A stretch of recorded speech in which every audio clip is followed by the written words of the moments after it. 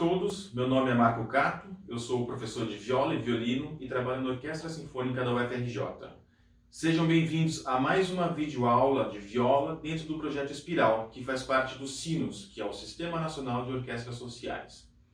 E em outras aulas, nós falamos um pouco sobre a história do instrumento, a história da viola e da família das cordas, como que os instrumentos se desenvolveram e chegaram a esse formato e a esse timbre atual.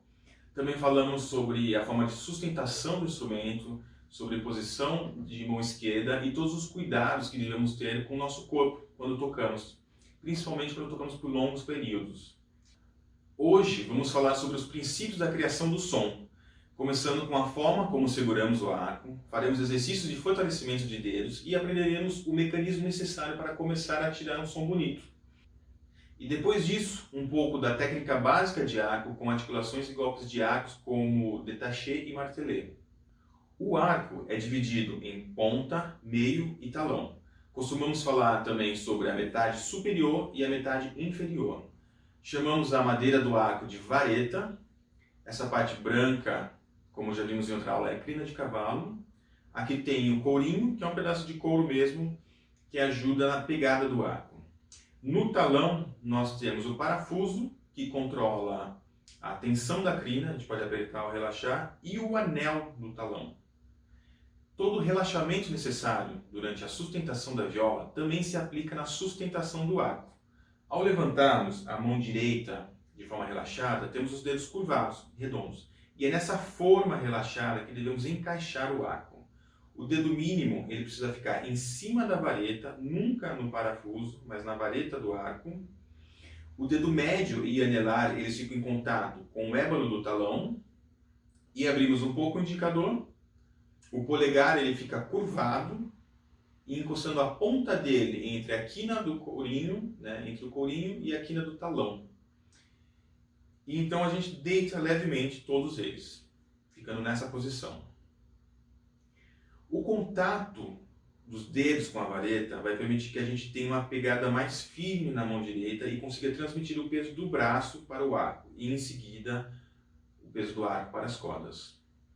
Evitando assim o excesso de força com o indicador quando queremos tirar um som forte. Essa torção de punho, e essa força que a gente faz com o indicador nós chamamos de movimento de pronação do punho direito.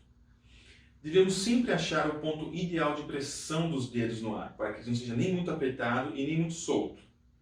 Não se esqueçam que o contato da madeira com o arco ajuda, o contato da carne dos dedos com a madeira permite ter um controle maior do arco.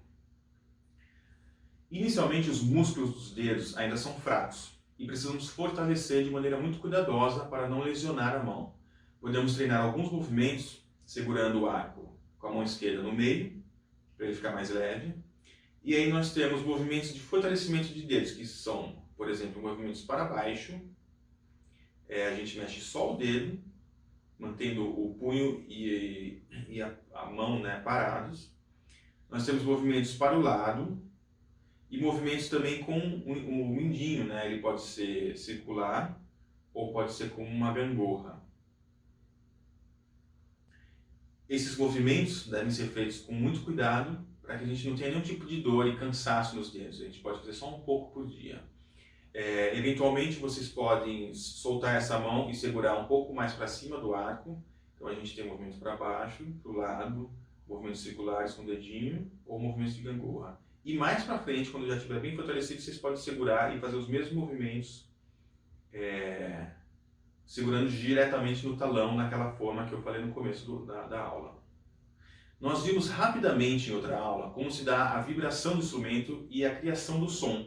Então, com o arco, ou com os dedos, com o pizzicato, a gente inicia a vibração das cordas. Essa vibração passa pelo cavalete, ela vibra o tampo, aí essa vibração passa pela alma, e vibra o fundo. Isso cria uma reverberação e o som sai por esses buracos dos Fs, que eu também já falei nas outras aulas. Então a gente vai começar com arcos para baixo e bem longos. Sempre retomando o arco. Deixa o instrumento equilibrar o máximo possível. Evita pensar em força na vertical, mas sim em movimentos horizontais. Também temos que manter o arco paralelo ao cavalete, evitando qualquer tipo de angulação.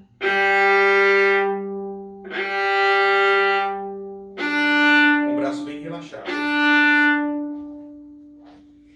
Agora a gente vai treinar o arco para cima.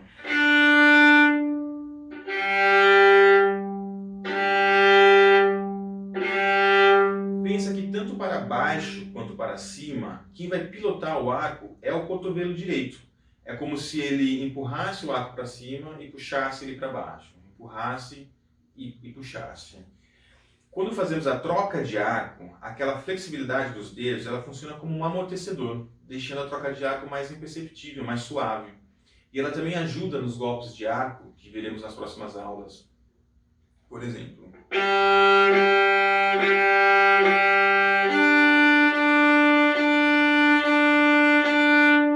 um ótimo treino de troca de arco é a preparação antecipada da posição da mão e do cotovelo.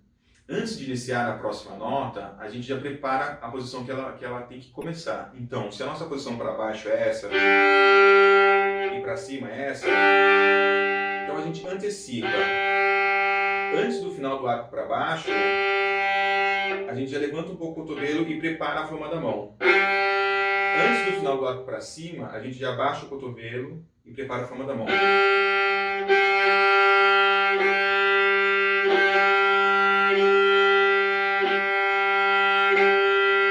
Esse movimento do cotovelo, ele antecipa a direção do arco. E quando fazemos trocas contínuas, o cotovelo funciona como se estivesse desenhando o número 8, ou o símbolo do infinito. Ele funciona, eu estou exagerando um pouquinho, mas ele funciona dessa maneira. E uma vez que a gente domina, a gente não precisa exagerar tanto. A palavra arcada se refere à direção do arco ao tocar. Então, arcada para baixo e arcada para cima. O golpe de arco implica em diversas formas de se organizar essas arcadas com o objetivo de obter articulações distintas. Existem inúmeros golpes de arco. Alguns são executados fora da corda, outros na corda, como por exemplo o détaché, que a gente vai falar daqui a pouco, ou o spiccato, que a gente vai ver em outra aula. Nessa aula, falaremos sobre alguns golpes de arco básicos e tipos de articulações fundamentais. O primeiro golpe de arco é o détaché. Détaché significa separado, e é uma arcada onde não paramos o movimento para fazer a troca de arco. Apenas invertemos a direção do arco. Então, por exemplo, isso seria ligado, isso détaché. A articulação que a gente busca no détaché é o legato, que é uma articulação onde evitamos qualquer tipo de ataque ou acento no início da nota e na troca de arco. A pressão do arco no détaché é constante e utilizamos somente o movimento do antebraço para fazer a troca de notas. O détaché ele pode ser feito com pouco arco, médio ou longo arco, que é conhecido como grande détaché. Médio.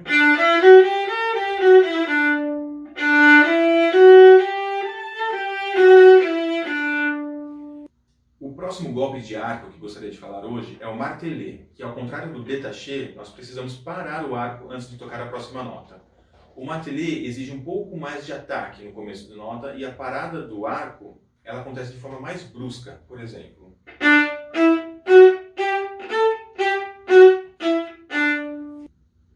A articulação que buscamos no martelé é o staccato, sendo ele o oposto do legato. O staccato é uma articulação mais curta e identificamos ele com um pontinho sobre a nota, ou às vezes em cima ou às vezes embaixo da nota. Eu espero que vocês tenham gostado. Pratiquem os exercícios e comecem a explorar o ponto de contato do seu instrumento, treinando os golpes de arco que vimos hoje. Teremos mais 2 aulas falando sobre golpes de arco. Um com golpes de arcos mais avançados e fora da corda, e outro com golpes de arcos em diversas cordas. Não se esqueçam de conferir todo o conteúdo do site do Projeto Sinos. Um grande abraço. Tchau.